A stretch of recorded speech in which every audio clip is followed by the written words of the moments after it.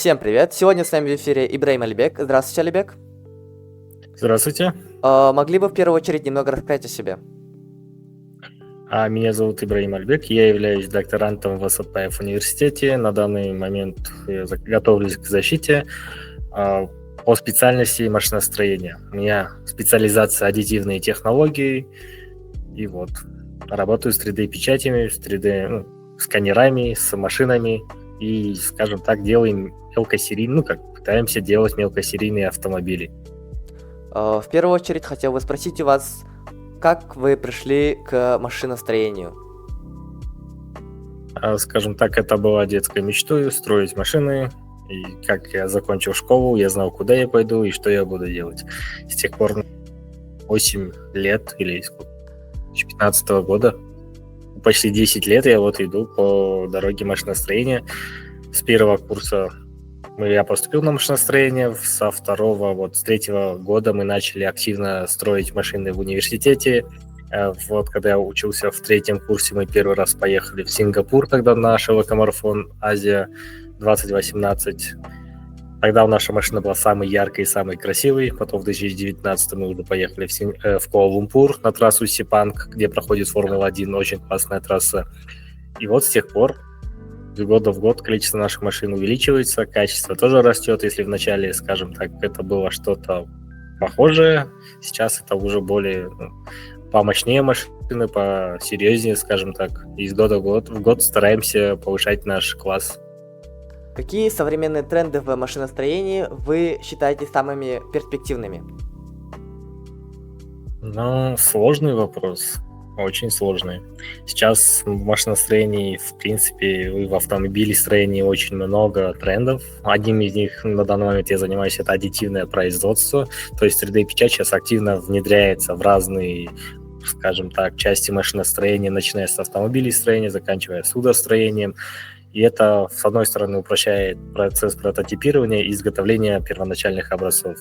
И в некотором роде и сейчас некоторые компании внедряют это в конечный продукт, что облегчает, скажем, процесс создания конечного продукта.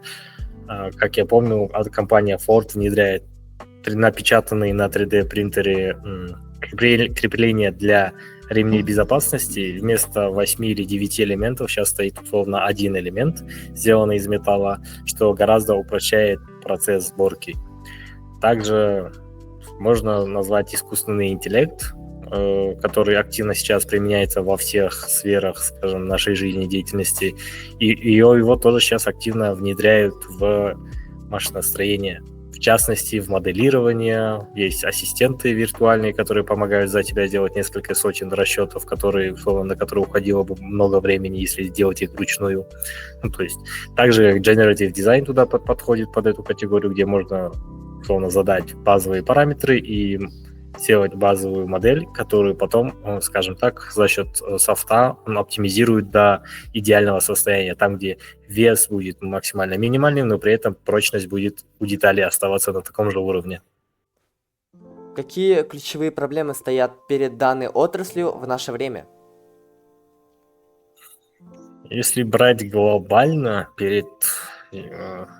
скажем так, наверное, сейчас самый сложный вызов – это создание процессоров вроде как, потому что там все зависит, скажем так, условно от одной страны, и большинство европейских и американских, скажем, компаний, производящих машины, не хотят зависеть от Китая. И на данный момент у них идет такая борьба между Западом и Китаем. При этом Китай максимально выигрывает в данном моменте, потому что почти все производство в мире сосредоточено в Китае. И для них локально создавать машины очень удобно, очень дешево. И если заметить, то цены на те же машины китайские и европейские отличаются почти в 2 раза. И когда китайцы приходят в Европу со своими машинами, они просто снижают цены всех. И из-за этого на данный момент в машиностроении, именно в автомобилестроении в мире идет кризис. А в самом машиностроении идет рост, потому что машины из года в год растут количество их, Также сейчас растет количество добывающих машин, потому что сырья в мире добывают еще больше. Тот же самый литий, чтобы добыть, нужно очень много создания машин, целых заводов для производства, для переработки, для обработки. И сейчас они еще активно внедряют переработку тех же самых батарей, на что уходит, скажем так, очень много инвестиций, потому что переработать литиевую батарейку стоит гораздо дороже, чем ее создать. Из-за этого это могут себе позволить только несколько стран. И одним из них является Китай, который массово скупает батареи, перерабатывает и ставит их обратно, то есть производит новые батареи из переработанного и дальше использует их в своих нуждах.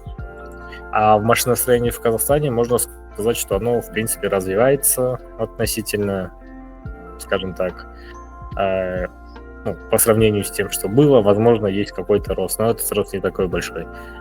По автомобильным заводам у нас строят Астана Мотор сейчас открывает завод китайских брендов по сборке 3 китайских брендов под Алматой, который будет тоже вроде как они пытаются сделать полный цикл. И вот. А так, в Казахстане есть только в 2 регионах, кажется, именно создание автомобилей происходит. И несколько заводов есть по Казахстану, которые являются серьезными машиностроительными производствами. И следующий вопрос, это у нас какие тренды в CAD, CAM разработке и 3D-моделировании вы считаете наиболее перспективными? В CAD-CAM разработках на данный момент очень перспективным считается направление Generative Design, либо топографическая оптимизация. Разные компании называют это по-разному. Допустим, у Autodesk это Generative Design, у Siemens, у Solid это топографическая оптимизация. На данный момент ее многие компании активно сейчас внедряют в свои программные обеспечения. Допустим, Generative Design идеально подходит под 3D-печать, потому что Generative Design предлагает очень сложные модели, которые, в принципе, в реальности, если изготавливать их условно из железа, из труб, либо листового металла, практически невозможно. Там очень сложные формы, очень сложные углы, и, в принципе, деталь выглядит очень футуристично. Но на данный момент, думаю, самый оптимальный вариант производства – это 3D-печать. И при 3D-печати там есть две вариации. Можно в прямом, скажем, станке на лазере, на 3D-принтере через лазер условно сваривать эти детали, скажем так, технологии SLM или SLS. И, в принципе, деталь должна получиться очень хорошей. В большинстве случаев используют титан и вариации титановых сплавов, потому что это относительно выходит не так дорого. Хотя, в принципе, это направление считается очень дорогим, но титан там является не таким дорогим. Также в последнее время есть много видов сталей, которые можно также сплавлять условно и печатать на 3D-принтере. И второй метод – это BinderJet. Это изготовление, скажем, песчаных форм матриц, в которые можно заливать условно сразу деталь. То есть готовим матрицу, потом под литьем, под давлением, можно без давления, там, в принципе, обычным литьем можно изготавливать детали, и, в принципе, это, скажем так, они по прочности, они, конечно, возможно, будут уступать напечатанным деталям, примерно будет, наверное, на одном уровне, возможно. А если брать по прочности, то там, наверное, их можно попробовать вырезать на 5-осевых ЧПУ станках, то будет, условно, если брать из кованого какого-нибудь материала, условно из кованого алюминия или кованой стали, что можно вырезать условно сложные деталь, и она будет сохранять свою максимальную прочность и будет держать большие нагрузки, что является большим плюсом. На данный момент 3D-печать, детали из 3D-печати, которые используют Generative Design, можно назвать компанию Singer. Она полностью распечатала, скажем так, свою машину на металле из титана, скажем, это очень крутой стартап в Америке, даже не стартап, это уже на данный момент полноценный производитель суперкаров, который, скажем, у которого целый парк состоит чисто из принтеров и 5-осевых ЧПУ станков и роботов, которые вся их сборочная линия. И они делают очень классный Generative Design. У них рычаги, задний подрамник, крепежи мотора, то есть все, что держит машину, кроме центрального монокока, сделано из алюминия и титана, то есть из сплавов алюминия и титана. И все напечатано на 3D принтере почти. Вот. И это пример иллюстрирует, как можно использовать тот же самый Generative Design в данный момент и как можно делать очень легкую и очень мощную машину. То есть у них машина весит, если меня не подводит память, в районе тонны, и при этом обладает, даже, возможно, легче, и при этом обладает мощностью 1200 или 1300 лошадиных сил, что является, ну, скажем так, одной из самых технологичных машин на данный момент, которые производятся в мире. Далее хотел бы спросить у вас, какие вызовы возникают при работе с композитными материалами, такие как углепластик, стекловолокно, арамид и аддитивными технологиями? Ну, вызовов, в принципе, много у создания композитных материалов. Ну, на данный момент технология почти полностью изучена и позволяет, ну, скажем так, есть несколько вариаций создания композитных материалов, и на данный момент композитные материалы и с каждым днем становятся все доступнее. Если раньше, условно, карбон производили в Европе либо в Америке, его надо было очень сложно искать, а на данный момент его производят почти везде. Он является неотъемлемой частью, в принципе, машиностроения на данный момент. Даже и авиастроение, и судостроение карбон используют почти везде. Он превратился, условно, в такой материал, в который все пытаются его использовать везде. Надо это и не надо. В автомотоспорте, там, где он изначально начал использоваться, сейчас он используется еще больше активнее. Скажем, почти вся машина, условно, машина Формулы-1 состоит из карбона, из углеволокна и из его специального вида припрега. Припрег – самый дорогой вид карбона, который хранится в холодильнике и только при минусовых температурах, потому что при плюсовых он сразу застывает. И его укладывают очень быстро, очень аккуратно, и потом ставят в вакуумную, скажем, печку. Эта технология называется технология припрега, и потом в печке он отверждается под давлением. И при этом получается очень твердое соединение, которое по силе в несколько раз превосходит сталь. На данный момент, скажем, в странах СНГ очень активно используют карбонно-кевларовое соединение при создании обвесов на машины. Плюс данного материала, соединение двух материалов в том, что он относительно прочный и не ломающийся. То есть он гнется, и его можно вправить обратно, а он держит большую нагрузку. И сам по себе кевлар, допустим, очень классный материал в плане того, что он на разрыв почти ее очень сложно разорвать. То есть у него имеет очень высокую удельную прочность на разрыв.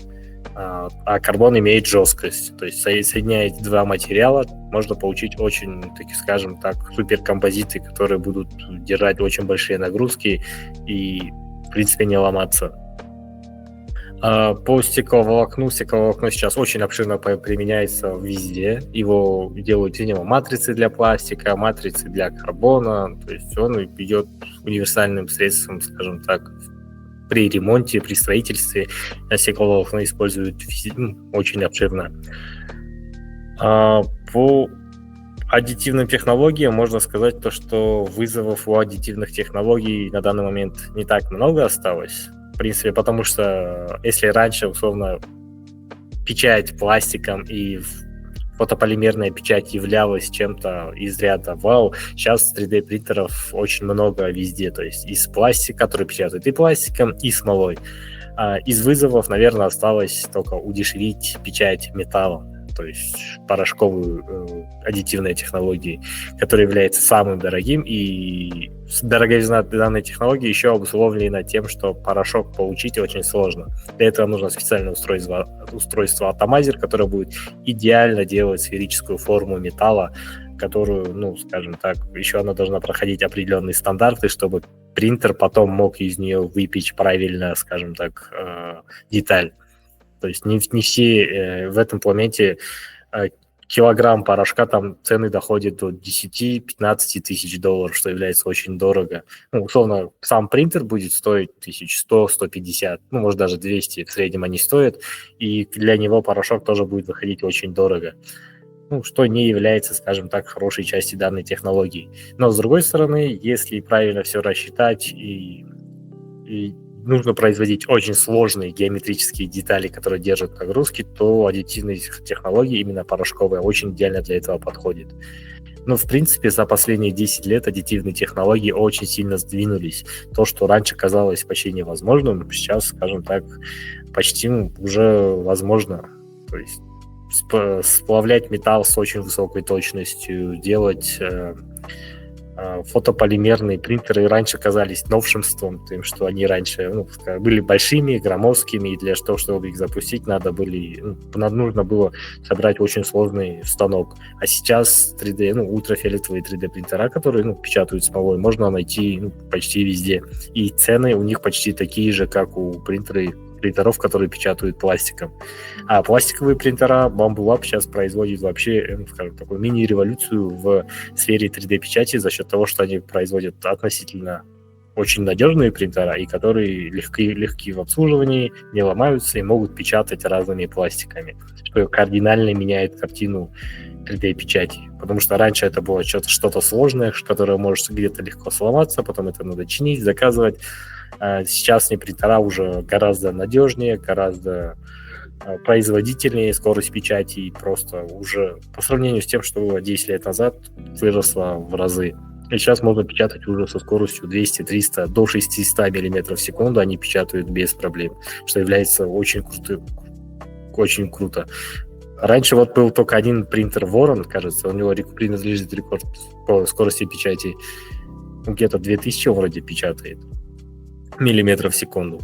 А стандартные принтера печатают 150, 100, 200 максимум. То есть это большой такой скачок в скорости печати для 3D принтеров. На данный момент он происходит. И из года в год вот эти принтера, которые, скажем, Bambu Lab, он задает стандарт другим компаниям, и другие компании стремятся тоже сделать очень качественные продукты, которые не будут отставать, скажем, от их конкурента. Далее хотел бы спросить у вас, как программирование и симуляции помогают в проектировании, анализе механизмов. Очень хорошо и очень отлично помогает, потому что без программирования и симуляции, скажем так, некоторые процессы были бы практически невозможными. На работе условно проектирования и работе с ЧПУ-станками знание базы программирования, скажем так, очень важно, потому что обычно станок работает на G-коде. G-код — это условно программа, которая, скажем так, поэтапно, шаг за шагом объясняет принтеру, что нужно делать, когда включается станок, то есть у него есть коды, и эти коды, каждый код означает определенные значения для станка. Станок читает их, и станок должен их читать в определенном порядке, то есть сперва он включает охлаждение, включает шпиндель и начинает работу с определенной точки, чтобы начать правильно вырезать. В этом плане G-код является, скажем, очень важной частью любого станка, потому что даже ЧПУ станки, 3D принтера, все работает на G-коде. Просто у всех G-код немного отличает разный, зависит от производителя, и в принципе есть универсальные команды, которые подходят под любой станок, и это базовые, скажем, движения по координатам. Для них нужно обязательно знать хотя бы базу программирования, хотя бы C#, C++, чтобы примерно ориентироваться, что происходит в коде. Потому что иногда при создании G-кода программа может где-то ошибаться. Возможно, или из-за софта, то, что он старый, либо из-за того, что софт немного не подходит под станок. Такое тоже возможно. А некоторые станки очень капризны к G-коду, к изначальному коду, потому что изначальный код, он иногда должен содержать специальные данные, созданные специально для этого станка, и для каждого, условно сложного 5-осевого либо 4-осевого станка пишется отдельный же код, который должен иметь элементы данного станка, чтобы он запустился. Из-за этого универсальные коды иногда неправильно работают, либо станок их читает неправильно, либо вообще отказывается читать, и это является очень важным. А симуляция и проектирование при данном моменте помогает заранее сделать симуляцию и проверить ее условно с одной программы, написать код в одной программе и проверить ее на другой программе, на CAD-программах сделать симуляцию и попробовать, как эта программа будет работать в жизни. Потому что иногда бывает отличие. И прежде чем условно портить фрезу, которая стоит недешево, либо портить заготовку, которая иногда может стоить еще дороже, лучше несколько раз это прогнать в программе, потом несколько раз прогнать на воздухе, ничего, или на пеноплексе, который не жалко, и только потом начинать это делать на заготовках. Потому что часто бывает такое, то, что не задаются правильно режимы резки, что в итоге приводит к перегреву фрезы, либо к поломке фрезы. Иногда она улетает куда-то, либо в кого-то, что очень по технике безопасности нужно всегда следить. Также станки иногда, бывает, что сами по себе отключаются. Есть такие много нюансов, за которыми постоянно нужно следить. И симуляция это помогает. Для симуляции есть софты, условно 3D-моделирование. Программы для 3D-моделирования на данный момент очень хорошо могут делать симуляции самого вот этого процесса резки. Это Fusion, тот же Solid, ArtCam и так далее. По сложным симуляциям, симуляций сейчас очень много. Можно симулировать движение станка, и можно симулировать, условно, движение модели. Условно, если это пуля, и она куда-нибудь попадает. Либо это механизм, который должен вращаться, шестерня, которая вращает другую шестерню, и из материала, который они сделаны, они друг за друга зацепляются, и, условно, можно проверить, какая нагрузка на какую шестерню падает, и как она влияет на сам процесс. Для этого есть программы, как ANSYS, Altair. У данных компаний есть классные софты, которые могут очень точно делать конечное математическое моделирование, получается, там в итоге они строят целый алгоритм, скажем, целую программу, и на этой базе они делают в конце, условно, модель. И по этой модели можно посмотреть анимацию, можно посмотреть стрессовые точки. То есть есть в зависимости от того, какую симуляцию вам нужно сделать, можно делать несколько различных вариаций. То есть внутри, допустим, того же самого ANSYS он делится на то ли 12, то ли на 15 разных программ, которые отвечают каждую за свою. То есть есть поток воздуха, поток воды, электричество, симуляция механическая, симуляция сложная. То есть его нужно отдельно изучать. То есть это очень сложная и очень интересная программа. Из новых программ вот есть Altair. У Altair тоже есть софт, который позволяет делать симуляцию, что просто Altair на данный момент больше распространен на Западе, нежели у нас, а у нас больше распространен ANSYS. Но Altair сейчас в Казахстане тоже официально есть, и они активно работают над привлечением новых клиентов. А по софту отдельно вот симуляции, скажем так, это очень классная такая специальность и очень дефицитная, скажем так. Для данной специальности, если хорошо знать данные программы, можно устроиться куда угодно работать, и особенно в симуляционные центры. Где-то условно в ANSYS делают краш-тесты. И краш-тесты по машине определяют, хорошая машина или нет. И только после этого делают краш-тест в жизни. И потом сравнивают сравнение, то есть насколько хорош был краш-тест в ANSYS, условно спроектирован, и в итоге как он в жизни. И эти анализы всегда сравнивают и дают оценку машине, оценку людям, которые это делали, что является очень важным. Так что симуляции, скажем так, очень спасают жизни многих людей тем, что они виртуальные, они кушают, условно, только время и виртуальный ресурс компьютера, а в жизни данные моменты, можно их обойти, то есть в конечном итоге сделать правильный продукт, который несколько раз был смоделирован, его симулировали в различных моделях, в различных ситуациях, что в итоге помогает создать почти идеальный продукт. И в последнюю очередь хотел спросить у вас, какие технологии, по вашему мнению, могут кардинально изменить машиностроение в ближайшие 10 лет? Кардинально, наверное, уже ничего не поменяется, потому что база осталась. База машиностроения – это то же самое литье, создание, работа на ЧПУ станках. Единственное, за 10 лет, я думаю, увеличится точность и скорость обработки тех же материалов и, возможно, автоматизация всех процессов. То есть, если, скажем так, этот процесс идет очень долго, процесс автоматизации, и в определенный момент он, скорее всего, достигнет своего пика, там, где, условно, будут все цехи уже полностью автоматизированы, либо роботизированы, и будут работать, условно, на одном в одной операционной системе, и все будет, скажем так, очень хорошо взаимосвязываться друг с другом, что уменьшает, скажем так, те же задержки между обработкой одного объекта, передачей его в другой станок, в другое направление. А так, я думаю, искусственный интеллект добавит свою лепту в это, в ускорение этого процесса, в увеличение точности и скорости, скажем так, и качества, что отразится на качестве конечного продукта. Потому что, как мы видим, из года в год количество машин определенных компаний, оно растет. То есть они растут за счет того, что они строят там гигафактори или мегазаводы какие-то по своим технологиям, которые способны, условно, в год производить колоссально. Просто то, что раньше было немыслимо, они могут это производить сейчас. На данный момент, кажется, самые крутые заводы у BYD, возможно, у Теслы. То есть BYD на данный момент опережает их по количеству, но Tesla, в принципе, не отстает.